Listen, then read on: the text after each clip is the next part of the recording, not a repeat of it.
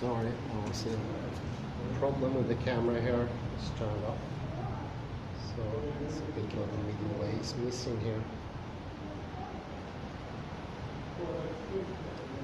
According to the Madhyamikas, all verbal statements are the expressions of the dualistic way of thinking and involve contradictions or absurdities.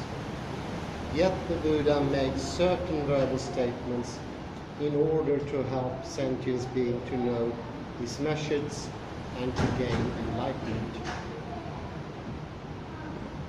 So what is really contradictory or absurd can function as a good, convenient means to assist people in the attainment of enlightenment. The Madhyamika doctrine of emptiness and the middle way is to show this paradoxical nature of the techniques used by the Buddha in his teaching and practices. This may have inspired Zen masters to employ certain inconsistent, senseless, trivial, or ridiculous statements to display their understanding of Buddhism or to awaken disciples of Zen. For example, when Tung Shan asked Pen Chi, "What is your name, monk?" The terse reply was, "Pen Chi," Tung Shan said.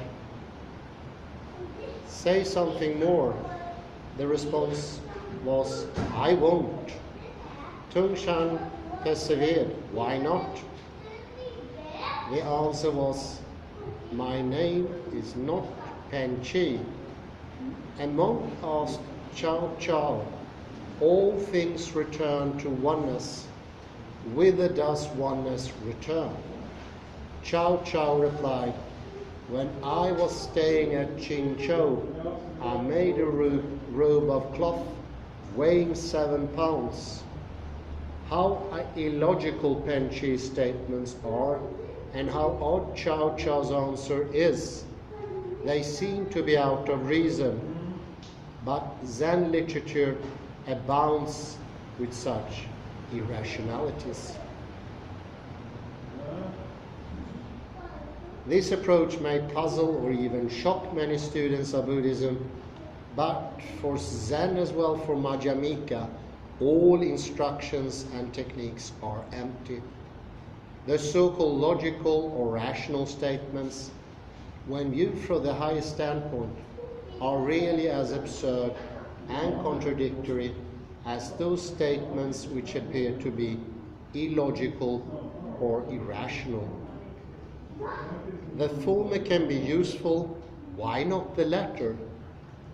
After all, they are all merely convenient means to help people to gain enlightenment and eventually to declare useless and discarded. Actually, to make clear-cut distinction between logical and illogical, or rational or irrational, is in itself a dualistic way of thinking and should be ruled out. Herein resides the explanation for Zen's seemingly illogical and irrational appearance.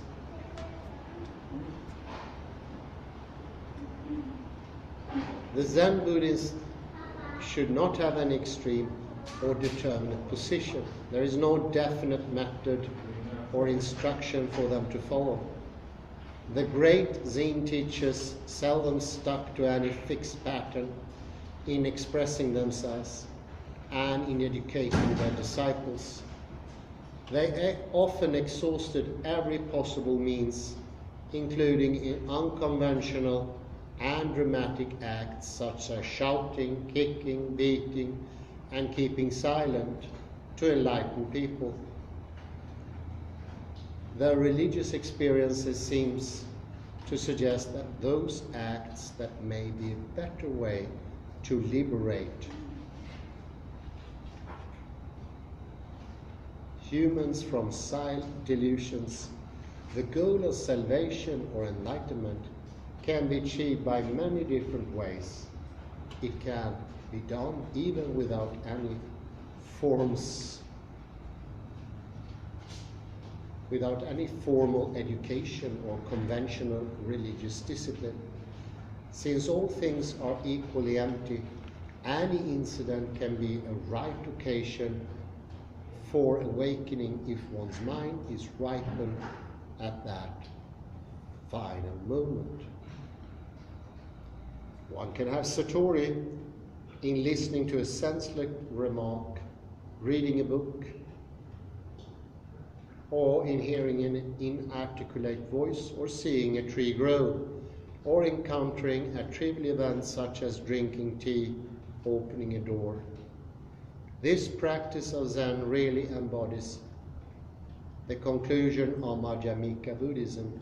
Although the premises have never been stated, it assumes that Madhyamika claim that all things are devoid of definite nature, character, and function, and hence advocates that everyone can be awakened by Zen, and everyone can be awakened by any event and any situation, and it's free to use any style to discuss truth and to employ any way of attaining salvation.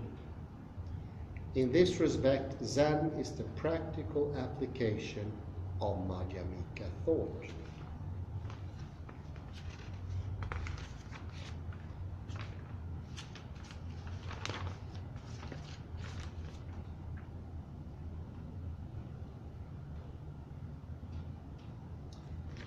Well, as you can see, this is something that highly influenced Robert Maniola, and he points to that deconstruction in the Derridian sense and deconstruction in the Heideggerian sense all serves to the same purpose, and that is to see that there are several levels of truth, not one. And the entire truth is also that there are several levels. Ryohanji in Kyoto shows the higher understanding is to see that there are different understandings, and the lower understanding is to be stuck in one understanding only. This is a bit like complementarity. If you add wave and particle and say they together make up reality, then you miss the point entirely. And in this example, if you say that there is only one level of truth, then you missed it. There are two levels of truth. One, that there are different perspectives. Understanding that can also allow a second view, but they are not addable. They both exist parallel.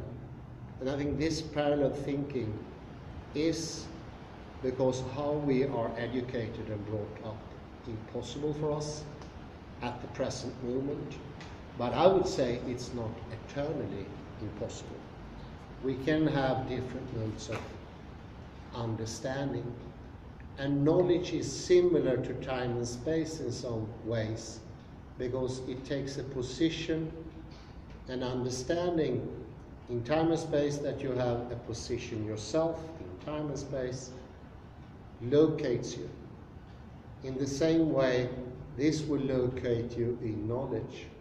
Where exactly am I in knowledge? What is my Stimmung?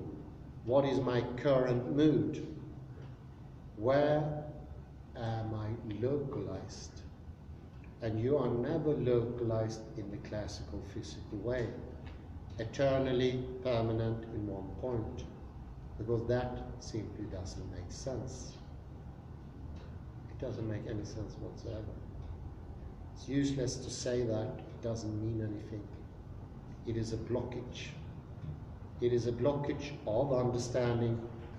It is a lower way of understanding. It's a variety in some way of being stuck in one mode of understanding and not having a higher understanding that sees that you are in that understanding.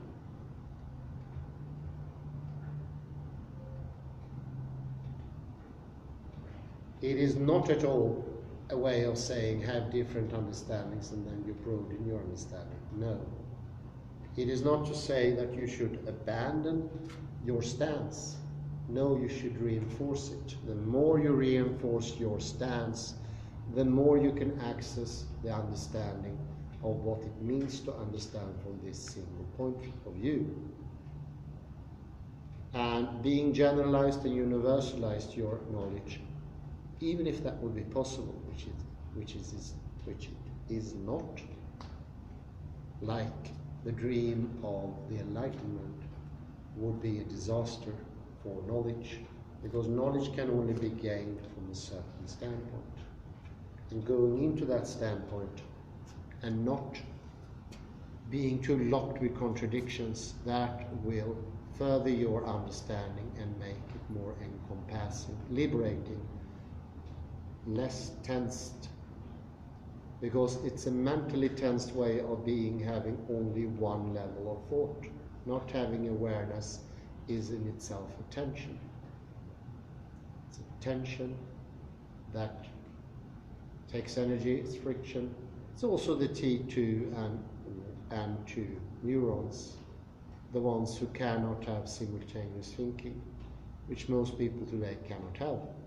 They even think it's an impossibility to have two different ways of thinking, one higher and lower, simultaneously. So it's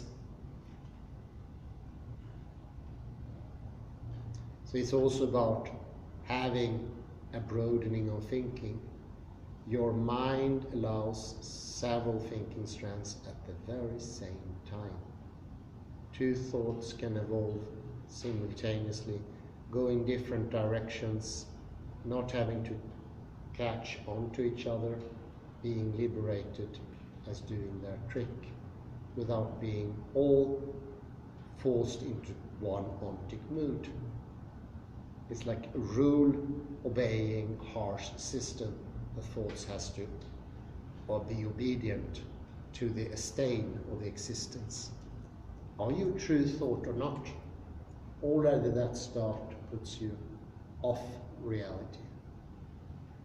Truthfulness of thought can be achieved only by refuting those laws that sort of obliterates fullness of thinking.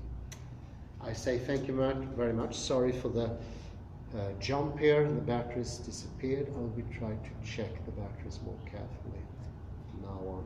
Bye bye for now.